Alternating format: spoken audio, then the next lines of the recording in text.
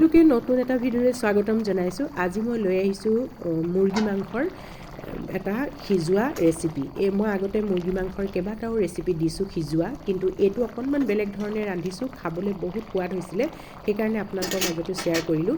যিসকলে এই পদ্ধতিৰে খোৱা নাই চেষ্টা কৰি চাব পাৰে, খাই সঁচাকৈ বহুত ভাল পাব। এইখিনি মোৰ ব্ৰইলাৰ মাংস হয়, আৰু মই যেতিয়া ব্ৰইলাৰ মাংস ৰান্ধিবলৈ লওঁ তেতিয়া মই নেমু এটা সম্পূৰ্ণ চেপি আৰু তাত নিমখ অলপ দি অকণমান 2-3 মিনিটমান সময় ৰখাৰ পাছত এইখিনি মই ভালকৈ ধুই দিওঁ।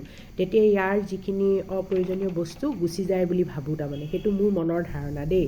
তাৰপাছত এই মাংসখিনি ৰান্ধিবৰ বাবে মই আলু, আদা, নহৰু, জলকীয়া আৰু পিঁয়াজ চব কাটি লৈছোঁ।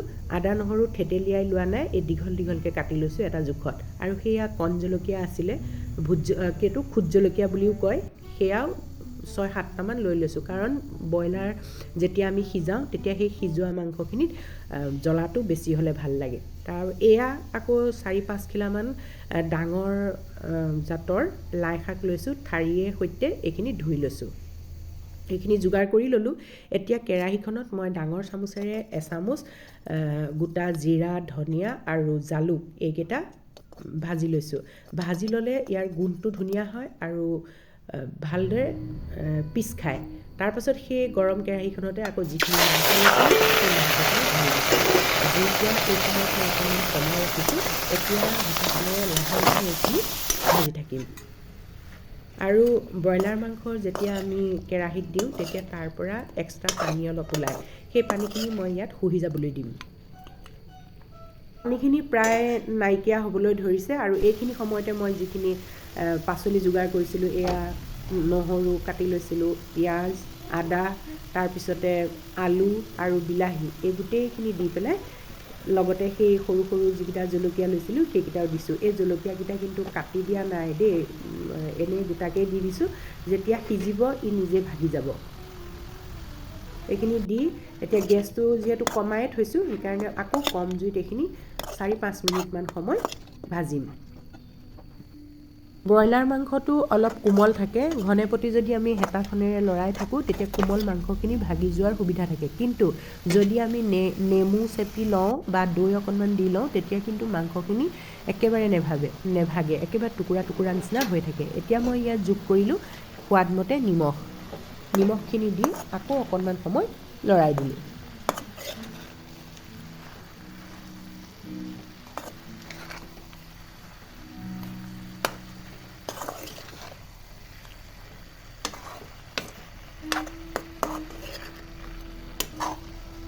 প্ৰায় 1 মিনিটমান সময় ভজাৰ পাছত ইয়াত মই ঢাকোনখন লগাই দিম।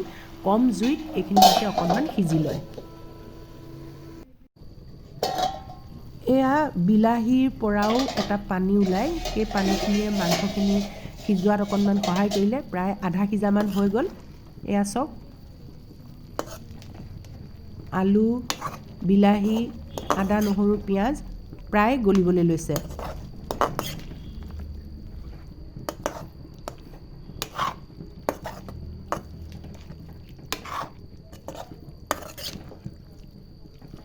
এয়া যিখিনি পানী ওলাইছিলে বিলাহীৰ পৰা সেইখিনিও এয়া শুহি গৈছে, শুকান নিচিনা হ'বলৈ লৈছে। এইখিনি সময়তে মই এতিয়া যোগ কৰিম যিখিনি মছলা মই ভাজি লৈছিলোঁ সেইখিনি পিচি ল'লোঁ, আৰু অকণমান পানী মিলাই সেইখিনি ইয়াৰ লগতে ঢালি দিলোঁ। আৰু বাতিটোত অকণমান পানী দি সেইখিনিও আকৌ অকণমান ঢালি হেতাখনেৰে অকণমান লৰাই লৈ ইয়াতে মই যোগ কৰিম যিমানটো জোখত মই এই আঞ্জাখন ৰাখিম সিমানটো জোখতকৈ আৰু অকণমান বেছি পানী, কাৰণ এইখিনি সিজিব লাগিব। গতিকে ইমানখিনি পানী মই দিছোঁ, কাৰণ এই আঞ্জাখন অকণমান জোল হ'লেহে খাবলৈ ভাল লাগে। এইখিনি পানী ইমানেই যোগ কৰিম। এতিয়া মই গেছটো বঢ়াই দিম।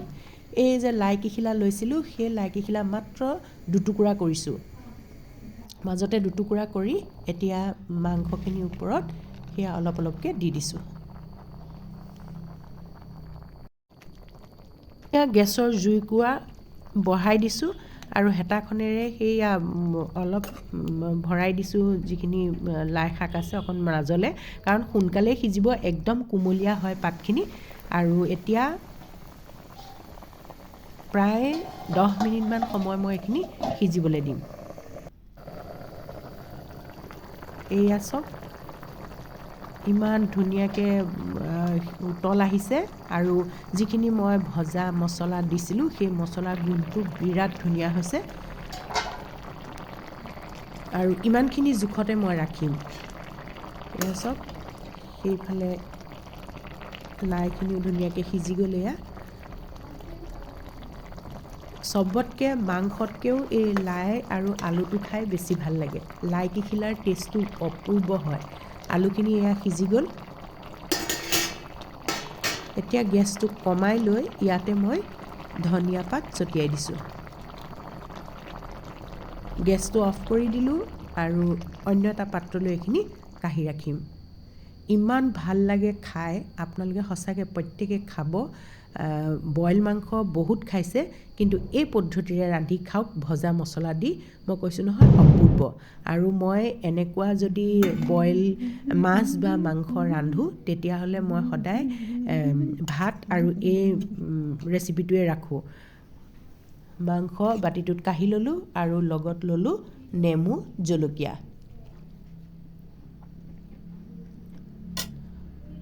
বহুত সোৱাদ হয়। আপোনালোকে বিভিন্ন পদ্ধতিৰে খাইছে সিজোৱা, এই পদ্ধতিৰে এদিন খাই চাওক আৰু যদি ভাল পাইছে তেতিয়াহ'লে লাইক আৰু কমেণ্ট এটা কৰিবলৈ নাপাহৰিব। পুনৰ এটা নতুন ভিডিঅ'ৰ লগত আপোনালোকক লগ পাম। আজিলৈ সামৰোঁ। ভিডিঅ'টো চোৱাৰ বাবে সকলোকে ধন্যবাদ জনাইছোঁ।